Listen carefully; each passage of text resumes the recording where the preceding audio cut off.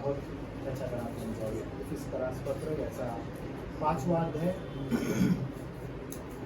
आणि 5व्या अध्यायाकडे आपण गेल्यानंतर आपण ज्यावेळेस एफिसकरासपत्र सुरू केलेलं होतं, मला आठवतं की आपण वारंवार म्हणजे फोकस केलेला होता.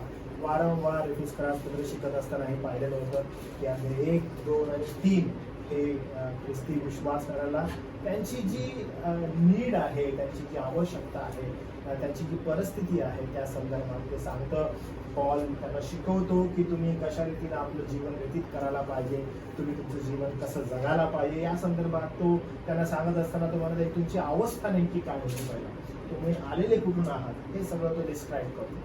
नंतर अध्याय 4, 5 आणि 6 हे 3 अध्याय जे आहेत त्याच्यामध्ये तो सांगतो की ओके, आता तुमचं तारण झालेलं आहे, आता तुम्हाला प्रभूनं तारलेलं आहे आणि तुम्ही आता आलेला आहात, तर आता इथून पुढे तुम्हाला कसं जगायचं आहे आणि त्या जगण्यासंदर्भात तो काय करतो, शिक्षण देतो. तर हे शिक्षण देत असताना अध्याय जो 5वा आहे हा खूप वाईटल रोल या ठिकाणी प्ले करत आहे की आपल्याला तो आपली अवस्था पूर्वीची सांगतो, आपल्याला तो सांगतो की तुम्ही कुठून आलेला आहात हे तो सांगत आहे अध्याय 3 पर्यंत. नंतर 4 आणि 5 तो सांगत आहे की तुम्हाला आता जगायचं कसं आहे. हे करत असताना अध्याय 5 का वाईटल आहे, का महत्वपूर्ण आहे, तर इनफॅक्ट या अध्यायामध्ये तुम्ही डे टू डे लाईफ मध्ये कसं जगावं ओके हे अध्याय 5 मध्ये शिकवतो. म्हणजे अनेकदा हा प्रश्न येतो की ओ बाळक साहेब, आम्हाला ना एक प्रश्न आहे तुम्हाला, ठीक आहे बायबल वाचलं वगैरे आम्ही आहे, पण प्रॅक्टिकली कसं जगायचं, म्हणजे प्रॅक्टिकली कसं आम्ही म्हणजे गोष्टी फेस करायच्या, प्रॅक्टिकली आम्हाला कसं समजायला पाहिजे की ओके या क्षणाला आम्ही कसं वागणं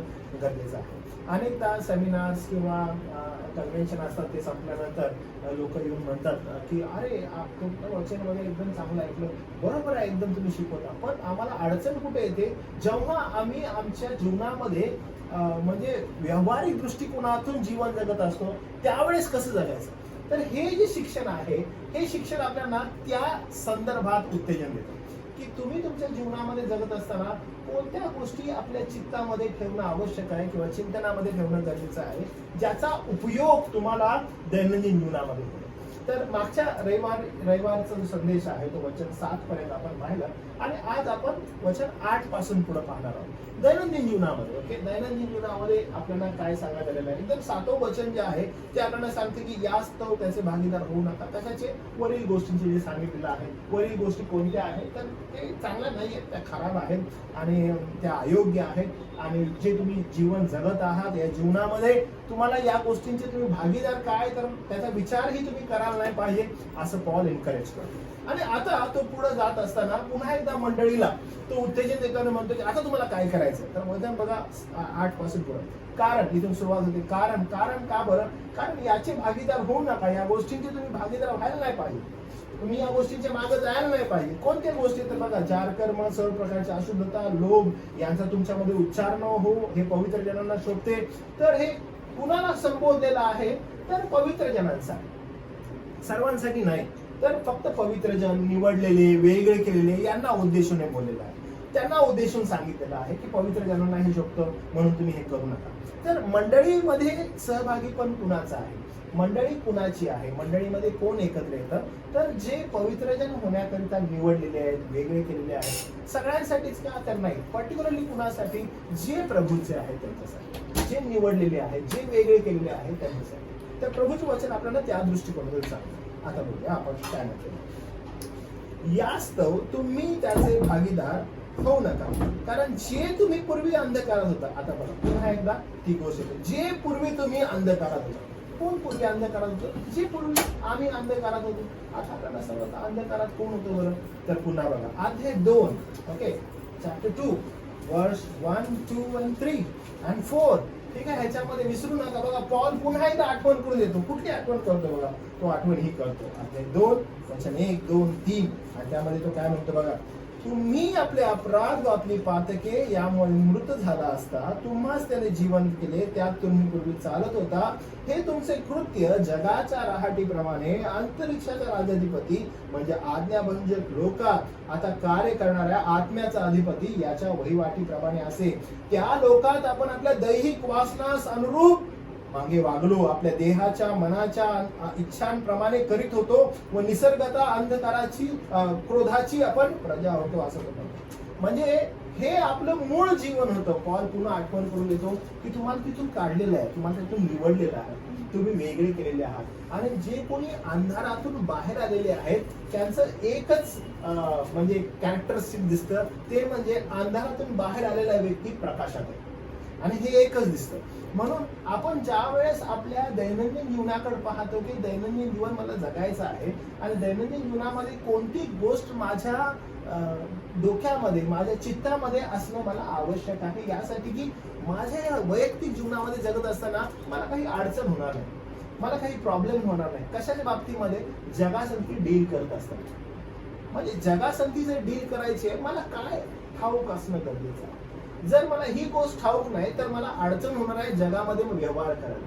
कारण का? जगामध्ये व्यवहार करत असताना मला ठाऊक आहे की माझं तारण झालेलं आहे. हो, मग जगातील लोकांकडे ज्यावेळेस मी पाहायला लागतो मला जमत नाही, मला राहायला होत नाही. कारण का? तर बघा काय दिलेलं आहे, का आपल्याला होणार नाही किंवा का असं होणार नाही तुम्हाला जगामध्ये योग्य व्यवहार ठेवायला. तर या ठिकाणी समजून घ्या बरं का, जर आपल्या चित्तवृत्तीमध्ये योग्य गोष्टी नाहीये, जर तुमच्या थॉट प्रोसेसमध्ये योग्य तुम्हाला समज नाहीये, तर तुम्हाला ह्या जगामध्ये जीवन जगताना अनेक अडचणी येणार, अनेक प्रॉब्लेम येणार. कशा दृष्टिकोनातून? तुम्हाला निवड करण्यामध्ये, तुम्हाला गोष्टींना फेस करण्यामध्ये तुम्हाला फार अडचण येतील. का असं मी बोलत आहे? तर याचं उदाहरण फार सुंदर आहे. लूका शुभवर्तमानामध्ये प्रभू येशू ख्रिस्त या ठिकाणी एक गोष्ट आपल्याला सांगतो. लूका शुभवर्तमान याचा 19वा अध्याय.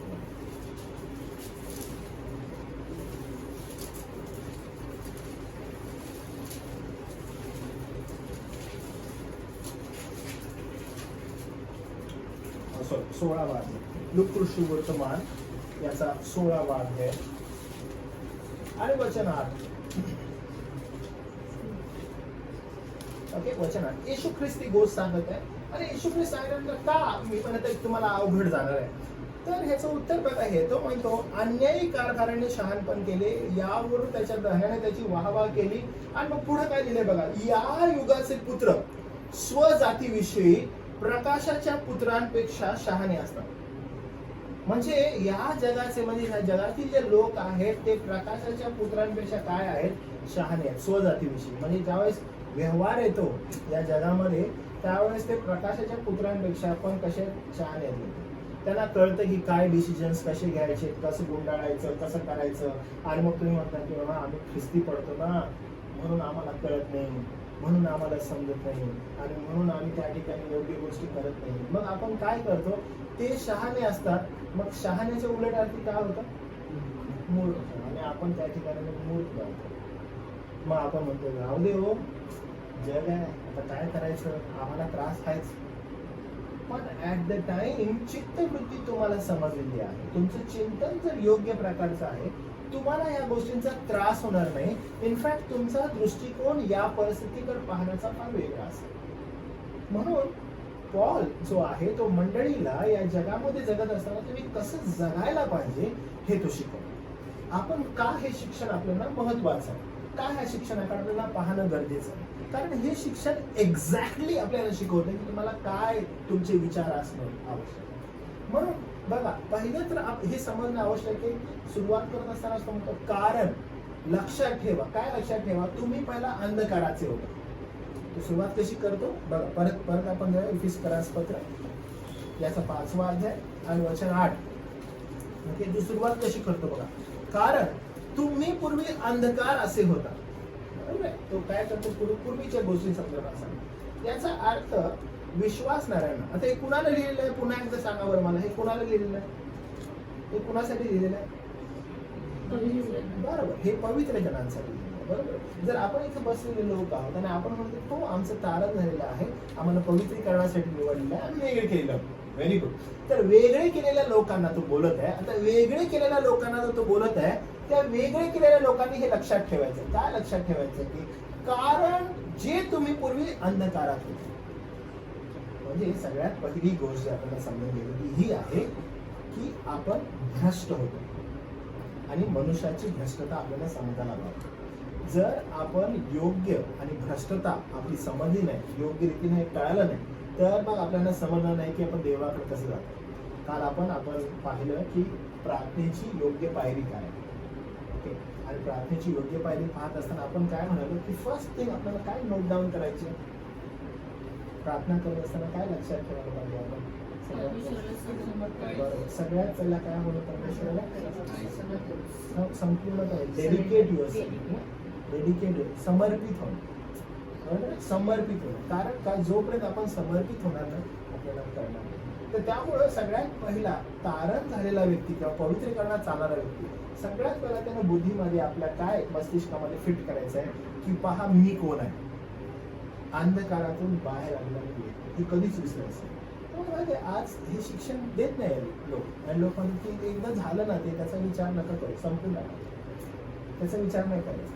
पण आपल्याला काय पवित्रशास्त्र शिकवतं, सारखं मंडळीला त्यांच्या पूर्वीच्या घेण्याविषयी सांगितलं.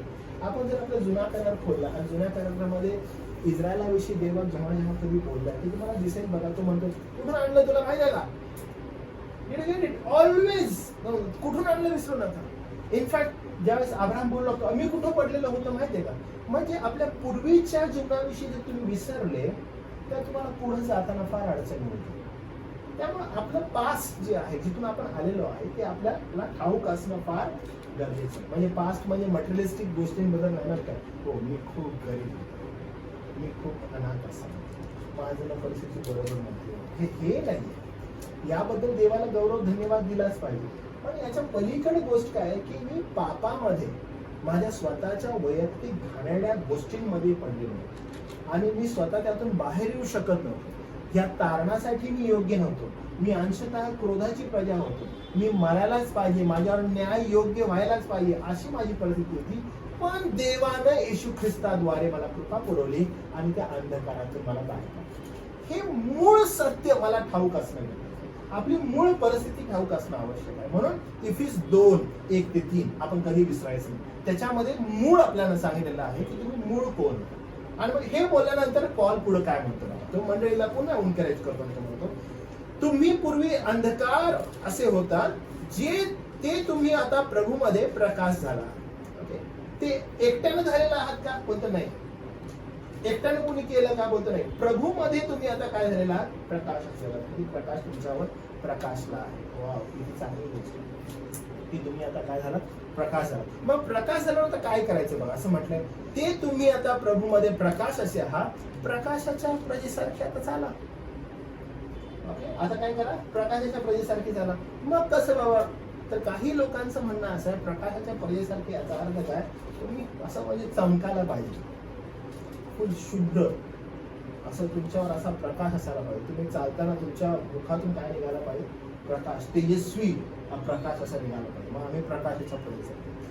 महाराष्ट्रामध्ये काही प्रीचर्स होऊन गेले जे ना पुलपीटवर जाण्या अगोदर चर्चमध्ये किंवा संगीत ती खूप सारी पावडर लावायची आणि खूप सारी पावडर आणि खूप सारं असं लावून ते पुलपीटवर चढायचे. असं त्या महिला लावतात ना, ते चमकायला पाहिजे आणि ते जायचे पुलपीट, ते संदेश द्यायचे. काही लोक होऊन गेले, काही लोक आज आहेत, काही लोक असे आहेत जे आज प्रॉपर त्यांचा एक मेकअप मॅन असतो की पुलपीटवर जाण्या अगोदर जो मेकअप करतो त्यांना छान, म्हणजे जे स्पीकर्स मोठे मोठे असे असतात ना जे स्टेजवर जातात त्यांना फुल प्रॉपर असा मेकअप आणि त्यांचं प्रत्येकाच्या कानामध्ये ते माईक्स वगैरे जसं आपण फिल्म्समध्ये पाहतो वगैरे तशा प्रकारचं त्यांचं असतं की त्याचा केस इकडे आलाय बघ, त्याचे हे इकडे आले बघ, ते तो जरा नीट करा, पास्टर मागून येत आहे, पास्टरच्या मागचं इन बघा नीट आहे का वगैरे, असं सगळं असतं.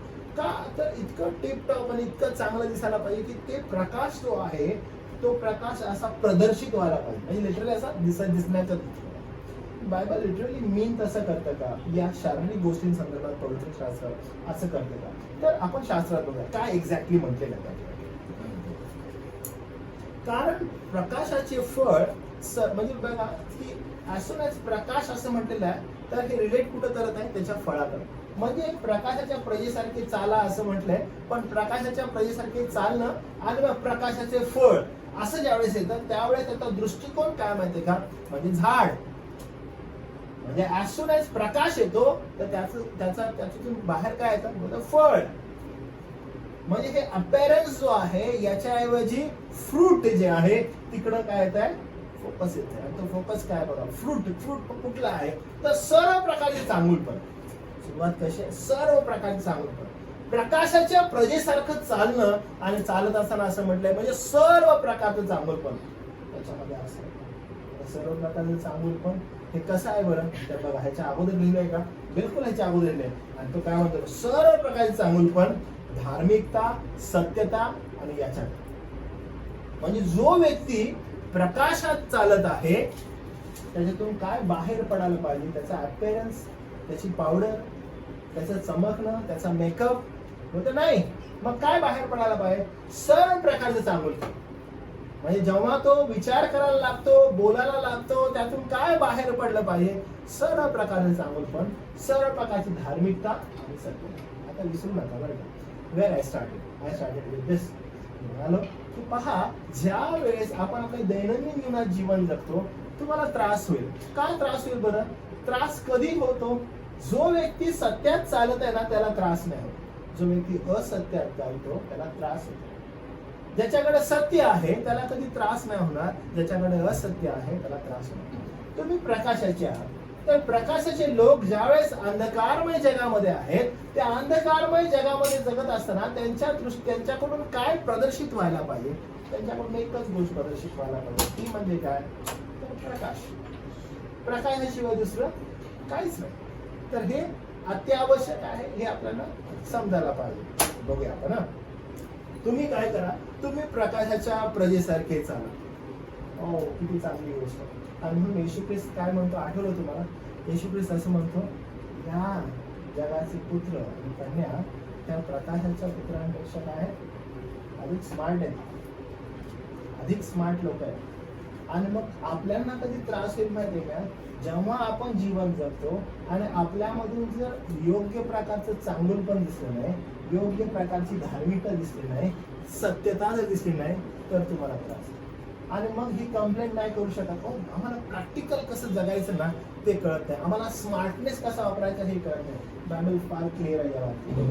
कारण का बघा, लगेच पुढे त्याचं उदाहरण हे लिहिलेलं आहे त्या ठिकाणी, अंधाराच्या निष्फळ कर्मांचे भागीदार होणं. हे समजून घ्या बरं का, दिस इज व्हेरी इम्पॉर्टंट. त्रास कधी होईल तुम्हाला, काय करू सिस्टर, काय करू ब्रदर, आम्हाला कामावर खूप त्रास आहे, आम्हाला फार अडचणी आहे, कळतच नाही हो काय आम्ही ख्रिस्ती म्हणून जीवन जगावं, मी एकदम योग्य वागले, मी योग्य अमुक वागले. मग तुम्हाला त्रास का होतो, जर तुम्हाला योग्य वागल्यामुळे, तुमचं चांगुलपणामुळे, तुम्हाला प्रभूच्या असणाऱ्या धार्मिकतेमुळे, तुमच्याकडे असणाऱ्या सत्यतेमुळे जर तुम्हाला त्रास होतोय ना, त्याच्यात तुम्ही आनंद माना. पण जर तुम्हाला दुःख होत आहे, तुम्ही म्हणता की आम्ही सगळं बरोबर केलं पण तरीही मला दुःख होत आहे, तर मात्र प्रॉब्लेम आहे. कारण का, तर या वचनामध्ये लिहिल्याप्रमाणे बघा की काय काय प्रकाशाचे फळ, सर्व प्रकारचे चांगुलपण, धार्मिकता, सत्यता यात आहे. म्हणून बघा, ज्यावेळेस तुम्ही चालत असता त्यावेळेस प्रभूला काय पसंत आहे हे पारखून घ्यायचं. आणि पारखून घेतल्यावर काय होतं तर बघा, अंधाराच्या निष्फळ कर्मांचे तुम्ही भागी होते. आपल्या दैनंदिन जीवनामध्ये जगत असताना अनेकदा आपण पाहतो की अयोग्य गोष्टी होत असतात आणि मग त्या ठिकाणी तुम्ही उपस्थित आहात आणि मग करत असलेल्या किंवा होत असलेल्या त्या निष्फळ अंधकारातील कर्मांचे तुम्ही भागी होता. आणि ते भागी झाल्यानंतर त्याचा परिणाम जर तुम्हाला प्राप्त होतो आणि तुम्ही म्हणता मी तर योग्य मनानं केलं आणि मी योग्य गोष्टींनी केलेलं आहे. पवित्र शास्त्र पवित्रीकरण प्राप्त झालेल्या लोकांना सांगत आहे की तुम्ही अंधाराच्या निष्फळ कर्मांचे भागीदारी होऊ शकत नाही. तुमच्यासाठी ते पाचारण नाहीये, तुम्ही ते करायला नाही पाहिजे. पण जर तुम्ही करता तर तुम्ही परिणाम भोगता. म्हणून आम्ही काहीच नाही केलं तरी आमच्यावर आलं, याच्याऐवजी विचार करणं आवश्यक आहे, काय माझी त्याच्यामध्ये भागी होती, काय मी ते केलेलं आहे का. जर मी ते केलेलं आहे तर प्रॉब्लेम आहे. कारण का, मी पारखूनच घेत नाहीये गोष्टी. निष्फळ कर्मांचे भागी होऊ नका याचा अर्थ काय, मी गोष्टी पारखून घेत नाहीये, मी गोष्टींकडे पाहत नाहीये, त्या दृष्टिकोनातून माझं लक्ष तिकडे जात नाहीये. म्हणून मला काय करायचंय तर पहा काय म्हणतो की देवाला काय पसंत आहे याची आम्ही पारख करणं गरजेचं आहे. बघा वचन 10 काय म्हणतं, 10 असं म्हणतं, प्रभूला काय पसंत आहे हे पारखून घेत जा. जो पवित्रीकरणामध्ये चालत आहे, ज्याचा दृष्टिकोन पवित्रीकरण आहे, ओके, ज्याचा फोकस पवित्रीकरण आहे, त्याचं धोरण काय असतं माहिती आहे का? माझं टार्गेट एकच आहे, काय? माझ्या प्रभूला काय पसंत आहे, माझ्या प्रभूला काय आवडत आहे. आपल्या इथे मोस्टली यंग जास्त आहेत ना, तर मी हे सदैव उदाहरण देत असतो. जेव्हा समजा तुम्ही यंग आहात आणि तुमचं लग्न होतं आणि लग्नाच्या अगोदरचा तो एक टाईम असतो, ज्या टायमामध्ये ना जी पत्नी असते त्या पत्नी संदर्भात ज्यावेळेस प्रियकर, तिचा होणारा पती, किंवा जी पत्नी आहे तिचा होणारा पती आहे, तिची होणारी पत्नी, हे दोघं जण जे आहे जेव्हा त्या रिलेशनमध्ये असतात त्यावेळेस त्यांचं एकच धोरण असतं की माझी जी पत्नी आहे तिच्या आवडी निवडी संदर्भात मला ठाऊक असणं गरजेचं आहे. आणि त्या दृष्टिकोनातून मी काय करतोय, विचार करतो, त्या दृष्टिकोनातून मी पाऊल टाकतो. माझ्या बायकोला काय पसंत आहे, माझ्या पतीला काय पसंत आहे, हे एकमेव धोरण त्यांचं असतं आणि त्या दृष्टिकोनातून ते विचार करत असतात. ज्या वेळेस तुम्ही तुमच्या प्रभूवर प्रेम करता, प्रीती करता आणि तुम्ही हा विश्वास ठेवता की त्याने मला अंधकारमय जीवनातून बाहेर काढलेलं आहे आणि माझी जी परिस्थिती होती ती मरणाचीच होती, तिथून मला बाहेर काढलेलं आहे, त्याने मला वाचवलेलं आहे आणि आता मी माझा उरलेलं नाही, आता मी त्याचा आहे. जेव्हा मी त्याचा आहे म्हणतो तर माझ्याकडे एकच फोकस होतो, तो हा की त्याला काय पसंत आहे, त्याला काय आवडत आहे, त्याच्या पलीकडे माझा काहीच विचार नसतो. जर समजा उद्या एक असं पिक्चराइज आपण तयार केलं आणि विचार केला की एखाद्या मुलीचं लग्न आहे, ओके, आणि तिचा नवरा तिला म्हणत आहे की मला ना माझी इच्छा आहे की तू लग्नामध्ये ब्लू कलरचा गाऊन घाला, माझी इच्छा आहे की तू काय करा ब्लू कलरचा गाऊन घाला. आणि ती विचार करताना सगळे लोक तर व्हाईट कलरचा घालतात आणि मला माझी इच्छा खूप आहे की तू ब्लू कलरचा गाऊन घाला. तर मला तुम्ही सांगा की लोक आले गेलो तिला म्हणते आहे का तू काही वेडी आहेस का, तू काय व्हाईट कलरचा गाऊन ब्लू कलरचा गाऊन घालायचं म्हणतेस आणि व्हाईट कलरचा गाऊन घाला. आणि ती म्हणते की हो मला पण वाटतं व्हाईट कलरचा घालायला पाहिजे, पण मी काय करू, माझा जो होणारा नवरा आहे त्याची इच्छा आहे की त्याने मला ब्लू कलरच्या गाऊनमध्ये बघावं. आणि सगळे जण तिला बोलत आहेत की तू व्हाईट कलरचा घाल, पण तिचा नवऱ्याने तिला बोललेलं आहे की माझी खूप इच्छा आहे की माझ्या पत्नीनं ब्लू कलरचा गाऊन घालावा. तर मला असं वाटतं की जी प्रेम करणारी पत्नी आहे ती सर्व त्या लोकांचं ऐकायला म्हणेल की नाही व्हाईट कलरचा घालते, की त्या एकाच म्हणेल की माझा पती जो आहे तो मला सांगत आहे की तू ब्लू कलरचा घाल म्हणून ब्लू घाल. तर मला काय वाटतं, काय करेल बरं? ती प्रेम करणारी आहे, जर ती प्रीती करणारी आहे तर ती काय करेल, मी माझ्या वागदत्त जो माझा नवरा आहे मी त्याचा ऐकायला, त्याला काय पसंत आहे ते मी पाळतो. म्हणजे माझा दृष्टिकोन काय की त्याला कसं मी संतुष्ट करावं, त्याला कसं मी आनंदित करावं. तर प्रभूला काय पसंत आहे ना, हा एक विचार तारण प्राप्त झालेला जो व्यक्ती आहे त्याच्या मनात असतो. आणि म्हणून प्रभूला काय पसंत आहे याची पारख तुम्ही वारंवार करायला पाहिजे. आणि प्रभूला काय पसंत आहे तुम्हाला कुठे दिसेल, ते वचनात दिसेल. म्हणून पहिली गोष्ट, अंधकारमय जीवनातून त्याला बाहेर काढलेलं आहे, म्हणून आपली भ्रष्टता आपल्याला माहित असायला पाहिजे. जर त्यांना बाहेर काढलेलं आहे तर तो सांगत आहे की त्या निष्फळ कर्माचे भागी होऊ नका. का होऊ नका, तर लक्षात घ्या प्रभूला काय पसंत आहे. जर तुम्ही त्या निष्फळ कर्माचे भागीदार झाला तर लक्षात घ्या दैनंदिन जीवनामध्ये तुम्हाला हाल, अपेक्षा, प्रॉब्लेम्स, अडचणी येतच राहणार. त्या अनस्टॉपेबल. त्यासाठी योग्य डील करायचं जर आहे तर काय करायचंय, वचन आपल्याला सांगतो त्याचे भागीदार होऊ नका. तर कसं, प्रकाशाच्या प्रजेसारखी चाला. प्रकाशाच्या प्रजेमध्ये काय बरं, पावडर, लाली, काहीतरी मस्त मेकअप नाही, बाह्य गोष्टी आहेत का नाही, आंतरिक आहेत. आंतरिक काय बरं, जेव्हा आपण वचनात जातो, वचनात पाहतो, काय होतं, तो म्हणतो की बघा सर्व प्रकारचे चांगुलपण, प्रत्येक प्रकारचं चांगुलपण तुमच्यामध्ये असायला पाहिजे, सर्व प्रकारचं. म्हणजे जर तुमच्या कृतीमध्ये जर कुणी काय पाहिलं ते इनबिल्ड एवढं असायला पाहिजे की तुमची कृतीच काय करायला पाहिजे, गुड वर्क्स तुमच्याकडून घडायला पाहिजे. ते आता मी गुड वर्क्स करतो बरं का, कृती करतो नाही, चांगुलपण तुमच्यामध्ये असायला पाहिजे. धार्मिकता ख्रिस्ताची तुमच्यामध्ये असायला पाहिजे. म्हणजे वर्तवणुकीमधून कोण प्रकट झाला पाहिजे? जो आहे. आता आपण थोड्या वेळात पाहणार आहोत की जो आहे तो कसा प्रकट होईल. तो तुमच्यामध्ये तो प्रकाश आहे तो कसा प्रकट होईल. लगेच पुढे काय म्हणतं बघा, सर्व प्रकारची सत्यता. या सत्यतेकडे आपण पुन्हा येणार आहे जेव्हा 6वा अध्याय येईल. सर्व प्रकारची सत्यता तुमच्यामध्ये असते. खोटारडेपणा असेल तर मात्र प्रॉब्लेम आहे. खोटारडेपणा असेल तर प्रॉब्लेम आहे. खोटं जर आहे तर प्रॉब्लेम आहे. आणि मी तुम्हाला सदैव सांगत असतो, खोटं तुम्हाला आठवतो, खोटारडेपणा आपण पाहिलं, लबाडपणा, हो भयानक पाप आहे. लबाडी भयानक पाप आहे. लबाडीने काय होतं आपण पाहिलं, लबाडीने किती भयानक सुरुवात झालेली आहे.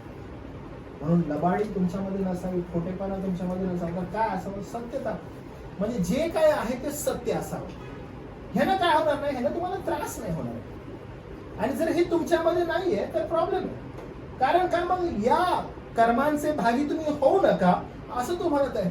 कारण प्रकाशाचे फळ सर्व प्रकारचे चांगुलपण, धार्मिकता, सत्यता यात आहे.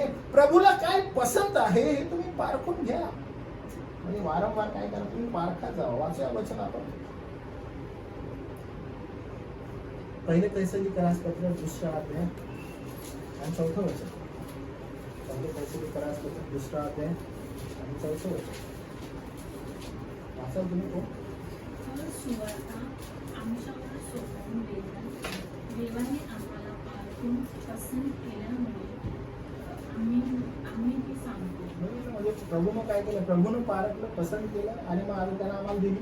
त्यामुळे तुम्हाला लक्षात ठेवायला पाहिजे की प्रभूला काय पसंत आहे हे तुम्ही वारंवार पारखून घेणं गरजेचं आहे. मग तुम्ही पुढे जाऊ शका. आणि मग वचन असं म्हणतं, मग तुम्ही काय करणार, अंधकाराच्या निष्फळ कर्माचे भागीदार होऊ नका. इतकंच नव्हे तर त्याचा काय करा, प्रतिकार करा.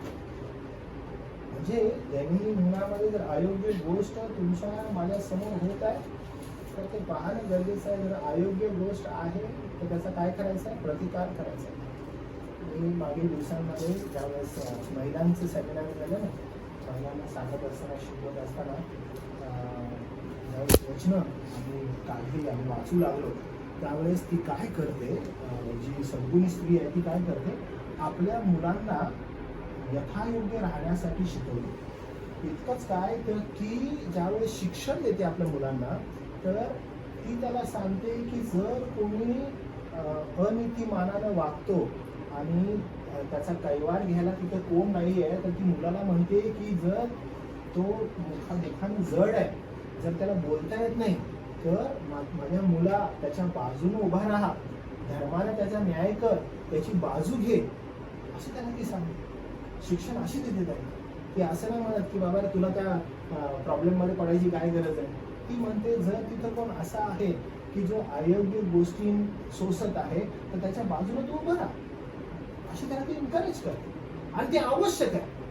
हे एनकरेजमेंट जे आहे ते तुम्हाला आणि मला समजायला पाहिजे. अंधाराच्या निष्फळ कर्माचे भागी होऊ नका असं दिसत, बरोबर. आणि मग या ठिकाणी आपण तिथं काय करतो, त्याचा प्रतिकार करा.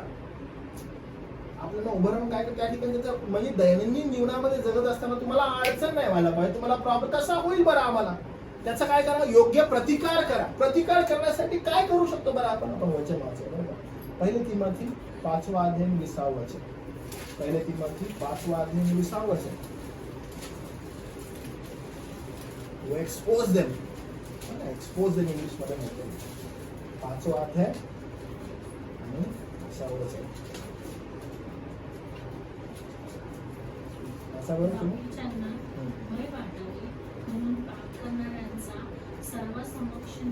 हे तिमोथीला तो सांगत आहे, तो म्हणते की इतरांना त्याचं भय वाटावं, इतरांना त्याचं म्हणजे समजावं त्याचं गांभीर्य, म्हणून काय कर, सर्वांसमक्ष त्याचा निषेध कर.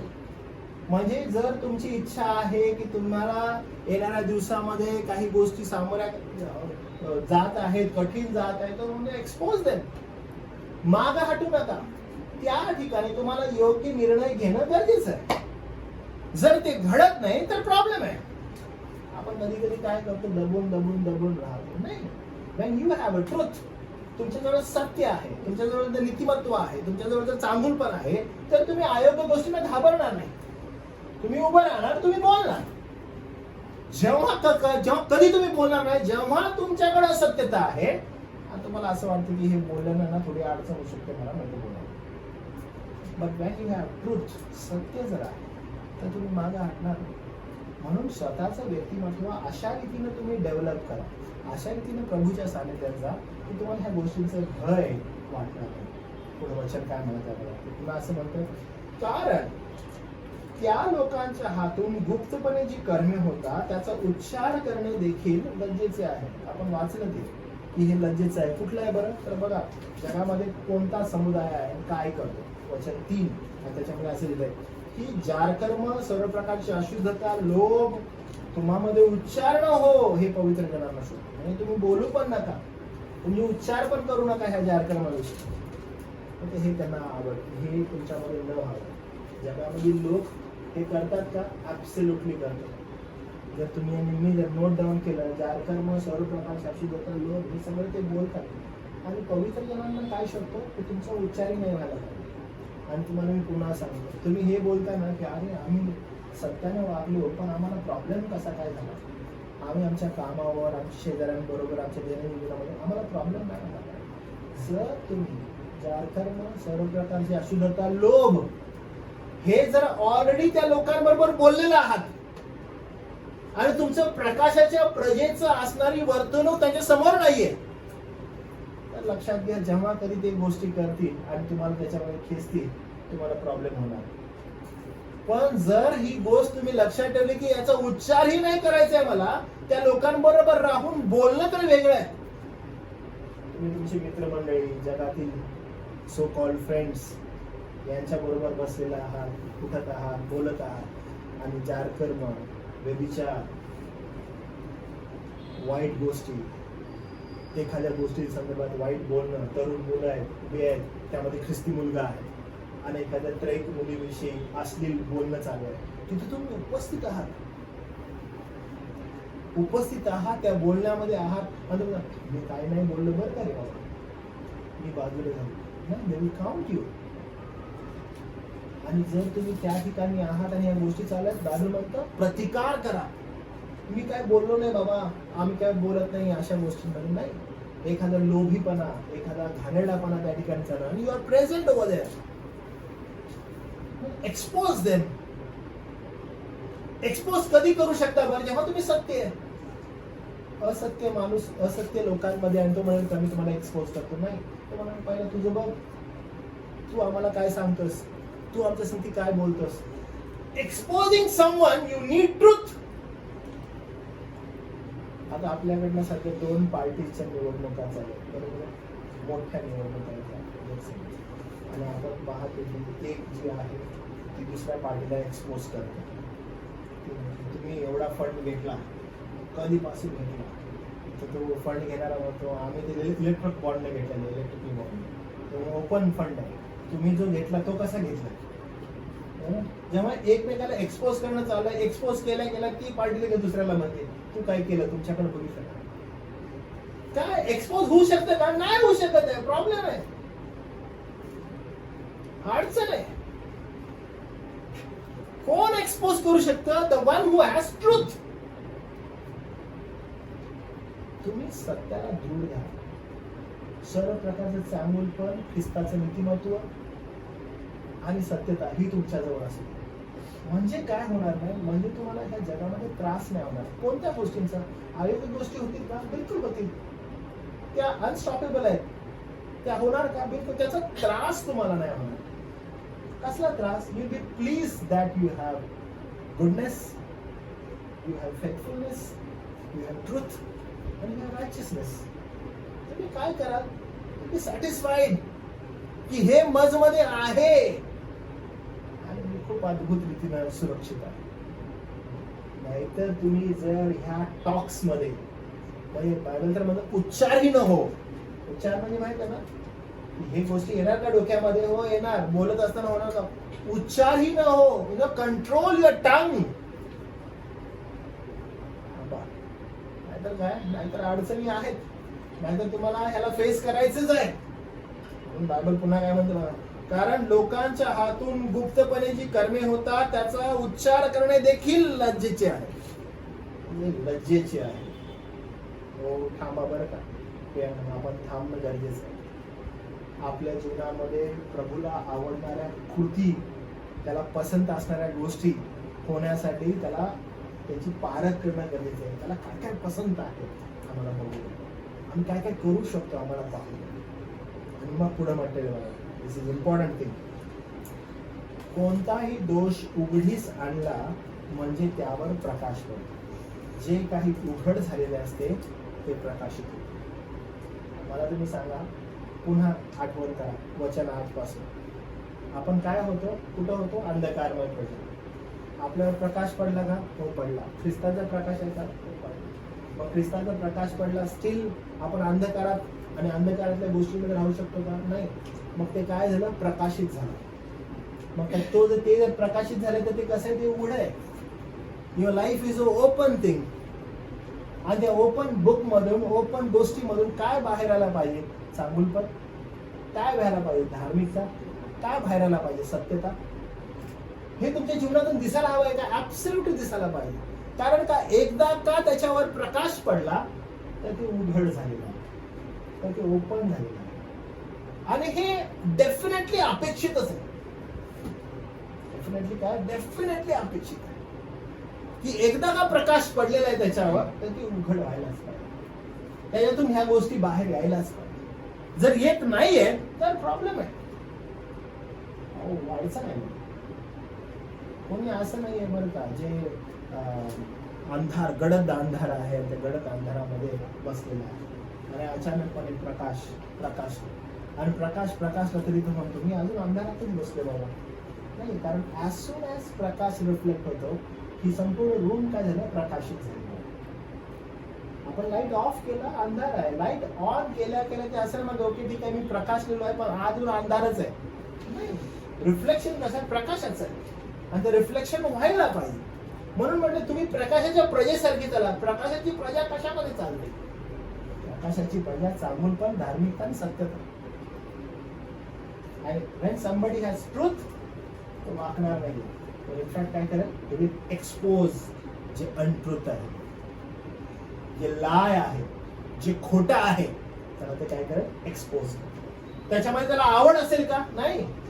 त्या खोट्यामध्ये त्याला आनंद आहे का? नाही. जारकर्म, सर्व प्रकारची अशुद्धता, लोभ याच्यामध्ये त्याला आनंद आहे का? नाही. या टॉक्स मध्ये त्याला आनंद आहे का? नाही. इनफॅक्ट तो त्याचा विरोध करतो. तो असं नाही बोलत त्याच्यामध्ये मी बसतो पण काय बोलत नाही बाबा. नाही, तो एक्सपोज करतो. स्टॉप. बरोबर नाही. हे कधी तो करेल? जेव्हा त्याजवळ सत्य. तुमच्या जवळ सत्य आहे, हो आम्ही प्रकाशाच्या प्रजेचे आहोत, देन एक्सपोज करा. गप राहू नका. जे तुमच्या समोर घडत आहे, तुमच्या समोर होत आहे, त्याला कारण तुम्ही आहात.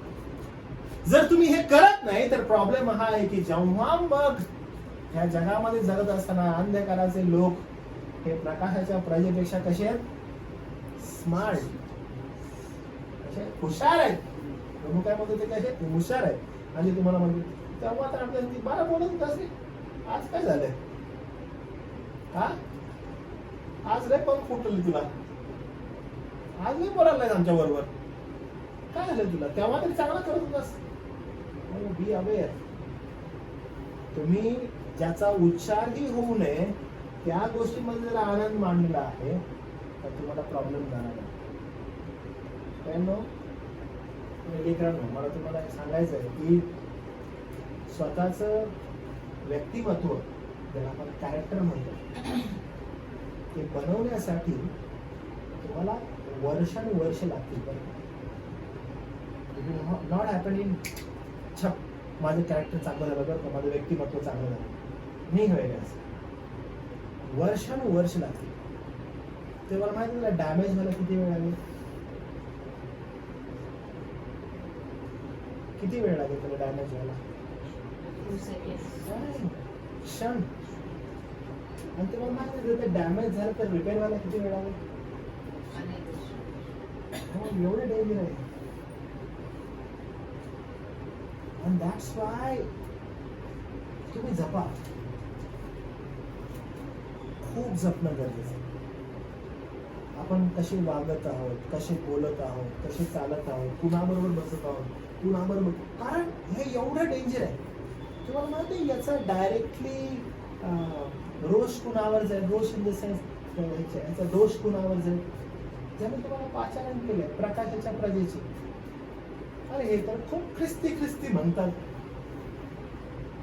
हे खूप बायबल करतात, हे खूप वचन करतात.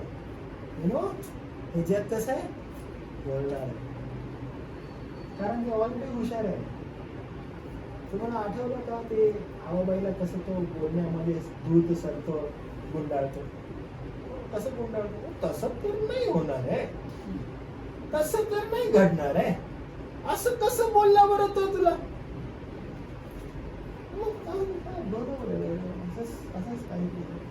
मग निरर्थक गोष्टी तुमच्या मुखातून का करायला, म्हणजे ज्याचा उच्चारही नाही व्हायला पाहिजे त्या ठिकाणी उभे जर तुम्ही आहात तर तुमच्यासाठी खूप घातक आहे. कारण एकदा का प्रकाश तुमच्यावर चमकलेला आहे, पडलेला आहे, तो तुम्ही प्रकाशित होणारे आहात. खूप जपा, कारण ते आवश्यक आहे.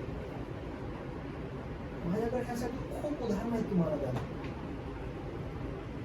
पण तुम्ही स्वतःला खूप जपा.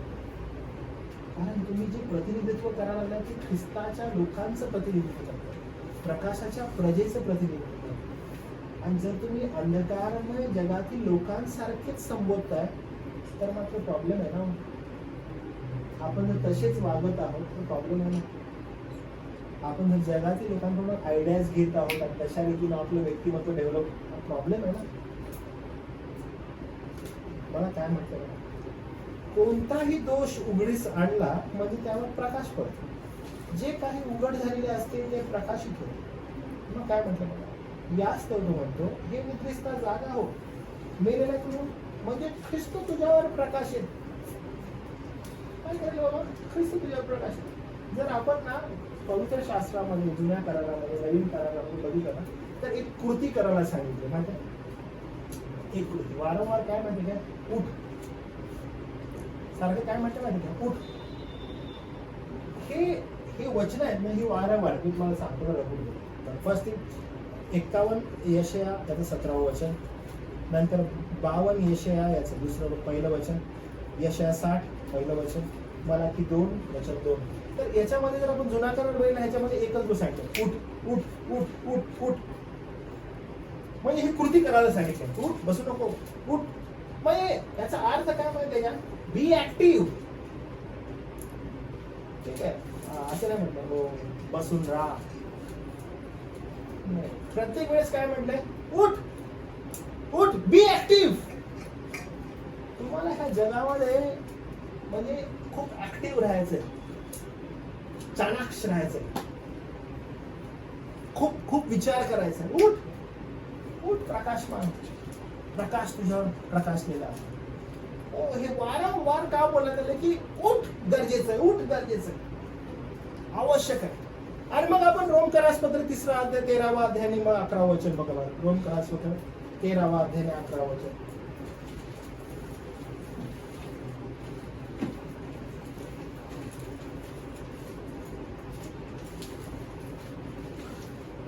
झोपेतून उठावं अशी वेळ आली असं म्हणते का त्या ठिकाणी, बघा बरं 13वा अध्याय. बघा, समय ओळखा, हे करा.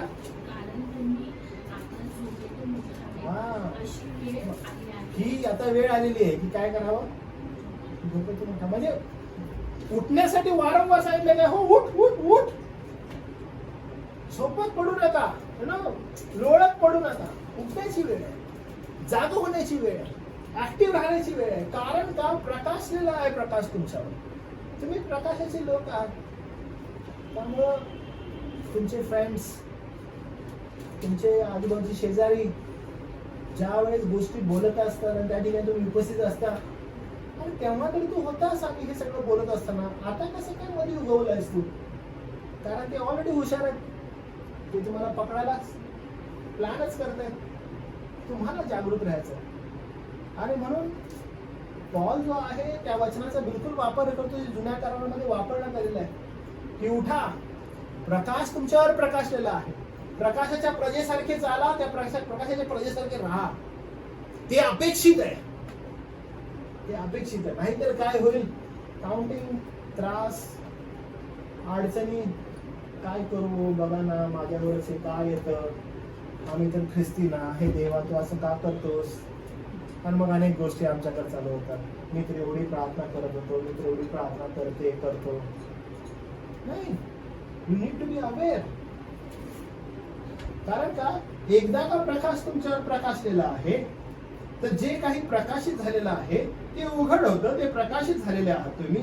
यात तो म्हणतो, निद्रिस्ता जागा हो, मेलेला तू उठ. म्हणजे ख्रिस्त तुझ्यावर प्रकाश आहे. मेलेला तू उठ म्हणजे ख्रिस्त तुझ्यावर प्रकाश आहे. आपण थोडंसं स्पेसिफिकली ही वचनं वाचली ना, तर तुम्हाला काही गोष्टी समजतील बघा, ते फार गरजेचे आहे. आपण वाचूया यशया याचा 51वा अध्याय आणि वचन त्याचं 17.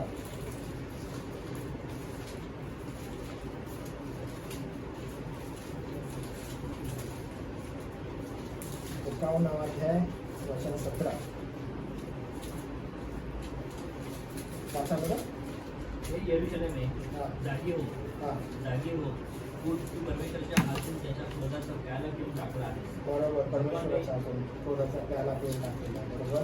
झुकाने देणारा कटोस तू प्यालीस, त्यातील थेंबी उरला नाही. बरोबर. जर आपण हे वाचलं ना, तर आपल्याला काय कळतं माहिती आहे का, की तो सांगत आहे की बाबा तुला कुठून आणलेलं आहे हे तुला माहित आहे का? तुला कुठून निवडलेलं आहे हे तुला माहित आहे का? तो पुन्हा तिच्या मागील जीवनाविषयी तिला आठवण करून देते. तुझं पाचारण तुला ठाऊक आहे. आणि पुढची जी वचनं मी तुम्हाला सांगितली ती पुन्हा आपण जर वाचली, पुन्हा सांगितलं की उठ, तुला उठण्यासाठी पाचारण केलेलं आहे, तू उठायला पाहिजे यासाठी तुला बोलवलेलं आहे. आपण ज्यावेळेस पुन्हा पुढे जातो, मी काय म्हटलं, वचन अध्याय 52 52 वर्स 1 वाचा बरं. पुढे काय लिहिलेलं? हे सियोने, हा, जागी हो, बघा परत तिला म्हटलं पुन्हा जागी हो. आपल्या बलाने युक्त हो. हा, हे यरूशलेमे, पवित्र नगरी, आपली सुंदर वस्त्र परिधान कर, कारण यापुढे बेसुकी किंवा अशुद्ध असल्यामुळे तुझ्या काही प्रवेश करणार नाही. बरोबर. वचन अध्याय 60 आणि वचन 1 पुन्हा त्या ठिकाणी बघा तीच गोष्ट सांगत आहे. उठ, प्रकाशमान हो, बघा परत म्हटलं उठ, प्रकाशमान हो. कारण प्रकाश तुझ्याकडे आला आहे. हा. परमेश्वराचे तेज तुझ्याकडे कारण आहे.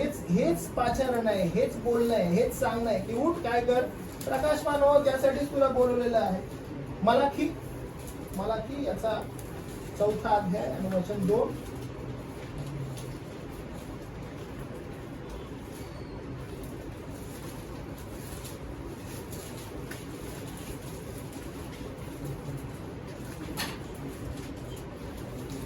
मलाकी 4था अध्याय आणि वचन 2. पण तुम्ही जे माझ्या नावाचे बळी धरणारे, हा. त्या तुमच्यावर न्यायत्वाचं उदय पावेल. त्याच्या पंखाचे काही आरोग्य असेल, तुम्ही बोधातल्या वत्साप्रमाणे बाहेर पडून वापराल. तो पुन्हा सांगत आहे की तुम्हाला उठणं गरजेचं आहे. कुठेपर्यंत पडून राहणार? आता एकदम एंडला आपण एक वचन वाचत आहोत आणि मग आज आपण थांबणार आहे बरं का. दिस इज व्हेरी इम्पॉर्टंट. यशया 26. यशया 26.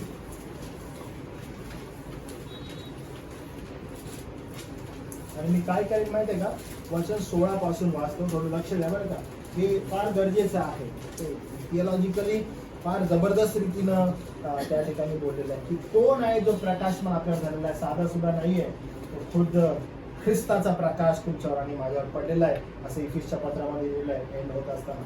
पण आता इथं काय लिहिलेलं बघा, यशया ही भविष्यवाणी करत आहे बरं का. भविष्यवाणी जो संदेष्टा आहे, संदेष्टा काय करत असतो? भविष्यवाणी करत असतो. त्याला माहित असते की भविष्यवाणी कधी पूर्ण होणार आहे. पण ही अद्भुत भविष्यवाणी आहे, ही कशी पूर्ण झालेली आहे हे मी तुम्हाला सांगत आहे. यासाठी तुम्हाला कळावं की या जगात जगत असताना तुम्हाला किती अद्भुत असा विश्वास असणं गरजेचं आहे की तो ख्रिस्ताचा प्रकाश तुमच्यावर प्रकाशलेला आहे. आणि तो काय म्हणतो बघा या ठिकाणी, हे परमेश्वरा, संकटाच्या वेळी त्यांनी तुझकडे दृष्टी फिरवली, त्यास तुझकडून शिक्षा झाली, तेव्हा त्यांनी मंद स्वराने आपले हृदय तुला कळविले. प्रस्तुती काळ जवळ आलेली गरोदर स्त्री जशी वेना देते व वेदनांनी ओरडते, तसे हे परमेश्वरा तुझ्या दृष्टीसमोर आम्ही झालो आहोत. हे काय करत आहे? यशया म्हणजे परमेश्वराची असणारी भविष्यवाणी तो प्रगट करत आहे आणि तो सांगत आहे की परमेश्वरा आमची अवस्था तू पाहतोस, आम्ही कसे आहोत हे तुला ठाऊक आहे, असं तो बोलत आहे. आम्ही गरोदर होतो, आम्ही वेना दिल्या, पण आम्ही जसे काय वारा प्रसवलो. म्हणजे काय काय म्हणत तो, जसं की आम्हाला वेदना झाल्या, आम्हाला त्रास झाला, जसं की आम्ही वारा प्रसवलो. आमच्या ह्या प्रसवण्याच्या काळामध्ये काय आलेलं आहे बाहेर, तो वारा आला असं आम्हाला वाटलं. का बरं तो असं बोलत आहे? तो काळ एवढा कठीण, ती परिस्थिती एवढी कठीण आणि त्या परिस्थितीने जात आहेत असं म्हणत आहे.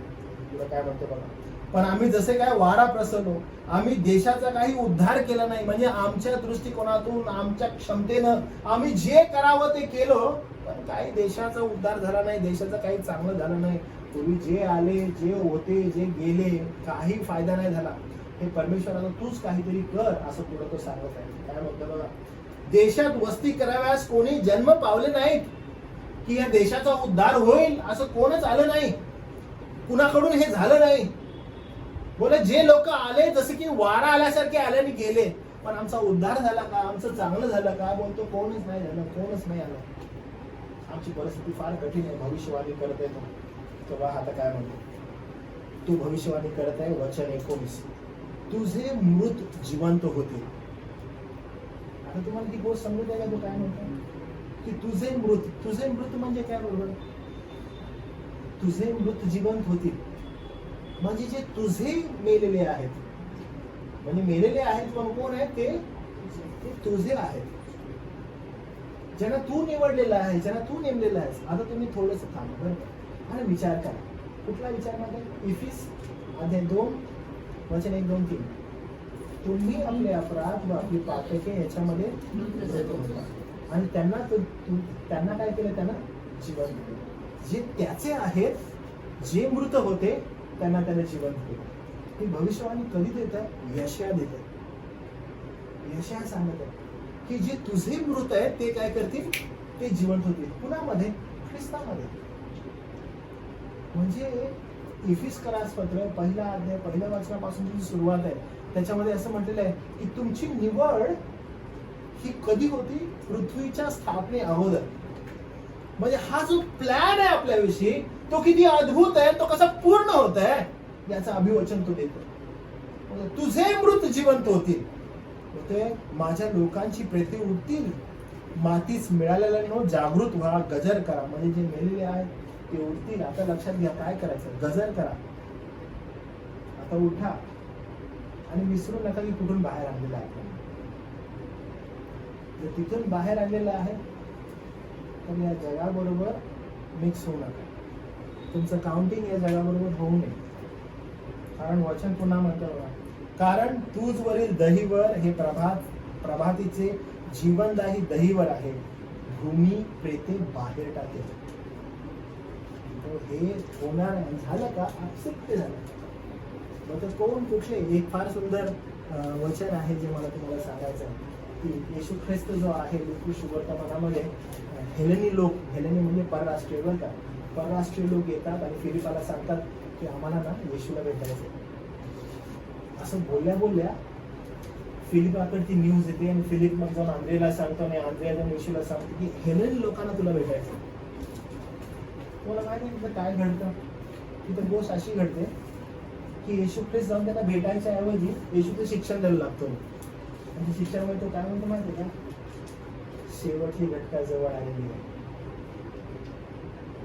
काय झालं की हेलेनी येत आहे आणि हेलेनी येऊन फिलिपाला बोलतात की आम्हाला ना येशूला भेटायचं.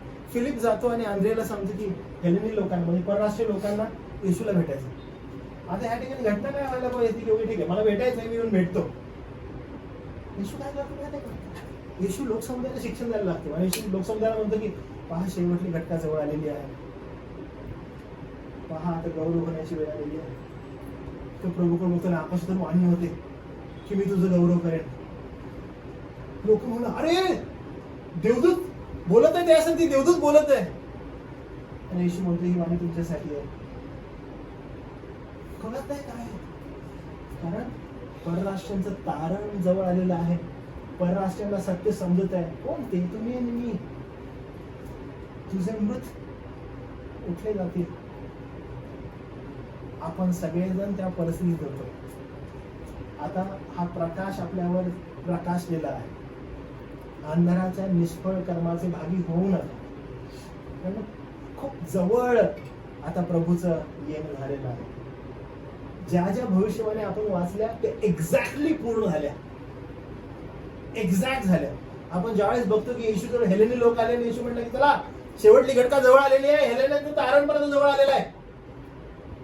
आपण पाहतो हेलेनांचं तारण झालं का? हो झालं. लगेच पॉल त्या ठिकाणी जाऊन गलती करायच्या लोकांना म्हणतो कोण यहुदी नाही, कोण हेलेनी नाही, आता we all are equal. Wow, ती पण भविष्यवाणी पूर्ण झाली. म्हणजे each and everything is getting over and over and over and over. आता राहिले काय? प्रभूचं येणं. आणि ते खूप जवळ येऊन ठेवलं. तुम्हाला काय करायचं? या जगामध्ये जगत असताना अंधकारमय जगाचे भागीदार होऊ नका हो. आणि झाले आणि संकट जर तुमच्यावर आले आणि त्रास झाला, आम्ही तर ख्रिस्ती आमच्यावर कसं काय आले हे बोलू नका. कारण का? अनालाइज करा आणि विचार करा काय तुमचा प्रकाश प्रकाशलेला आहे का? तो कसा प्रकाश आहे? आपण काय बोलतो? सर्व प्रकारचं चांगुलपण, धार्मिकता आणि सत्यता हे जर तुमच्याजवळ आहे, then you will expose the lie. ते तुमच्या जवळही थांबायचं नाही. पण जर तुम्ही त्यांच्यामध्ये आनंद घेता तर मात्र परिस्थिती तुमच्यावर फार कठीण आहे. म्हणून स्वतःला जपा, प्रकाशाच्या प्रतीसाठी चालवा. प्रार्थना करू. सार्वभौम देवा, आम्ही तुझे मनापासून आभार मानतो, तुझी उपकार स्तुती करतो. उठ प्रकाशमान, ख्रिस्ताचा प्रकाश तुझवर प्रकाशलेला आहे. आम्हाला देवा काही वचन समजावं, कळावं. आमच्या दैनंदिन जीवनामध्ये आम्ही योग्य अशी वर्तणूक करावी की ज्याद्वारे ख्रिस्त आणि ख्रिस्ताचं गौरव प्रदर्शित होईल असं करून घे. आम्ही देवा तुझे आभार मानतो की ही संधी आम्हाला दिलीस की एवढ्या सुंदर अशा वचनाद्वारे आम्ही आमच्या वैयक्तिक आध्यात्मिक जीवनाकडे पाहावं आणि त्याच्यातून देवापा तुझं गौरव आम्हाला कसं करता येईल अशी संधी देवा आम्ही पाहावी. आमच्या जीवनाद्वारे जर काही प्रदर्शित व्हावं तर प्रभू चांगुलपण, सर्व प्रकारचं धार्मिकता ख्रिस्ताची आणि प्रभू सत्यता प्रगट होण्यासाठी तुझी कृपा कर. आम्ही अंधाराच्या निष्फळ कर्मांचे कधीही भागी होऊ नये, तर इनफॅक्ट त्याचा प्रतिकार करावा असे लोक देवा. सर्व मान सन्मान आम्ही तुला देतो, कारण ते तुझं आहे.